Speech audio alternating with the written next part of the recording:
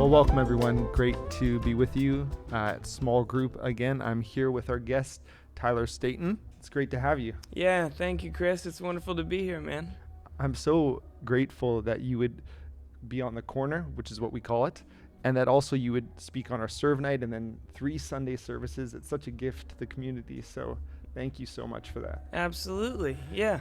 And not only that, you sometimes a guest speaker comes in, they'll bring a unique deposit, which you did and will. This is kind of confusing for people because we film it before they get it. You guys Hopefully get it. I did. Yeah. In faith, you brought a unique deposit, Yeah. but you also spoke within our Philippians series, which is really, really nice. And probably most people watching the video heard the message, but not everyone did. Mm-hmm. So it'd be great if you gave us a brief recap of some of the main points you hit on. Yeah, so I zeroed in on Philippians chapter 1, verses 3 through 11, and used that as a springboard to kind of explore the prayers of Paul. So there's 43 recorded prayers from the Apostle Paul in the New Testament. Wow. And his prayers are very unique, and there's one right in the beginning of the letter of Philippians, in those verses. And so I simply explored what Paul prays, how Paul prays, and to whom Paul prays. Mm-hmm. And the unique or the interesting things about them is first to talk about how. So how Paul prays, we don't know in Philippians, but one thing that's interesting is in Ephesians when Paul prays, he says, "For this reason I kneel before the Father." Right. So he has a scribe named Tychicus jotting down his thoughts in these 4 prison letters. Mm-hmm. And so we know that he's telling us that he's kneeled down. And that's interesting because the Hebrew posture of prayer traditionally is not kneeling. Mm-hmm. It's to stand with one's hands raised. Right. And Paul's a Pharisee by training. Yeah. So his comfort zone as a praying person would be to stand with your hands raised. But the Gentile posture of prayer historically is to kneel. And so Paul kneels as a way of putting his body in a way that would remind his heart who he's praying for. He's identifying with the primarily Gentile church in Philippi that he's writing to. Right. And so for us, that matters because we are embodied people with wandering minds. Mm-hmm. And so we pray with our bodies and not only with our words. And I challenge people just to explore what posture might you take on to communicate with your body who or what it is that you're praying for. Then there's what Paul prays. Paul prays promises, not problems. We almost always pray problems, not promises, meaning the starting point of Paul's prayer, and this is astounding because he's in prison, isn't, "Hey guys, or hey God, can you please help me get a just hearing, and let me get food rations today," those kinds of things. He begins to pray for the promises of God, which he basically, if you want a Cliff's Notes version of the whole letter, just read the prayer in verses 3 through 11 of chapter 1, because everything he's going to talk about, he prays into being before he explains it. So he's praying the promises of God into the lives of the people. And I think that prayer is where promises get applied, and that's what Paul is doing. He's taking these promises that can seem abstract, and he's grounding them in the hearts that people is praying for.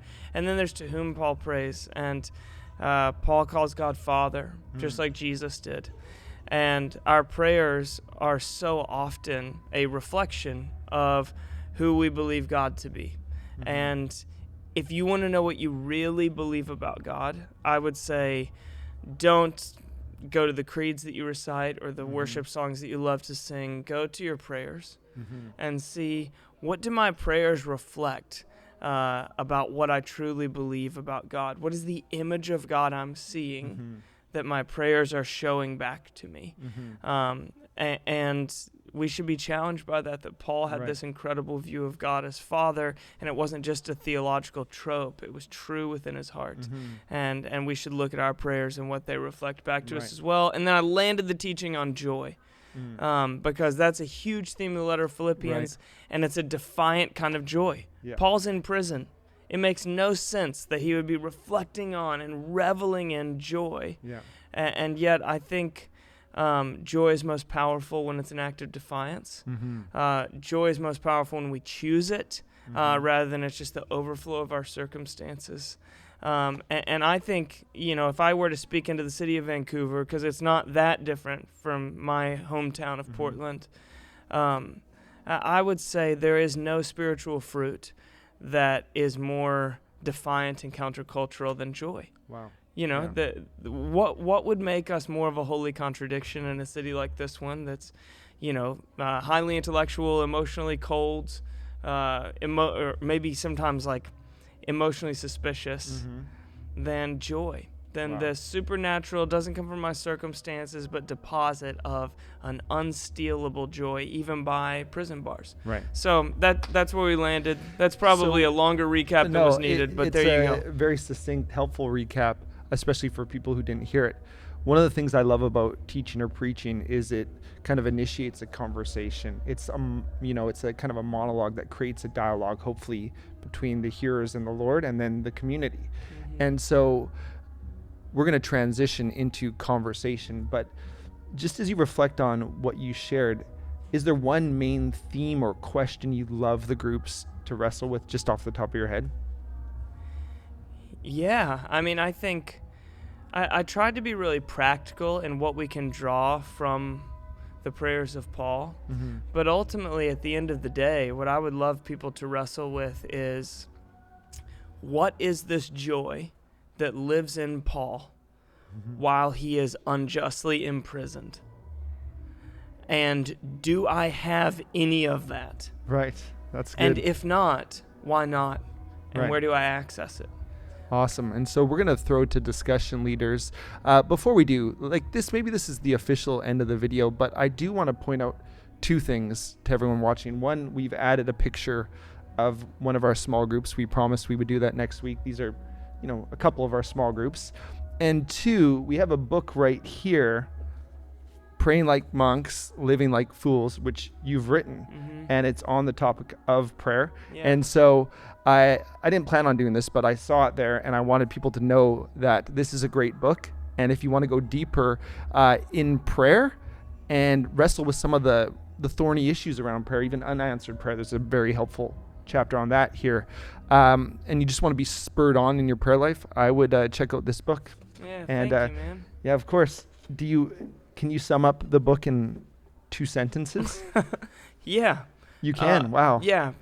I thought it was going to be a hard note. Prayer is the great theme of my life, and this is my attempt to summarize what I've picked up in my walk with Jesus and give it to the world. That's awesome, man. I don't know if that was exactly 2 sentences, but that was my best shot. It was close enough. Yeah. Yeah, thanks for trying. All right, everyone, have a great night, and see you soon.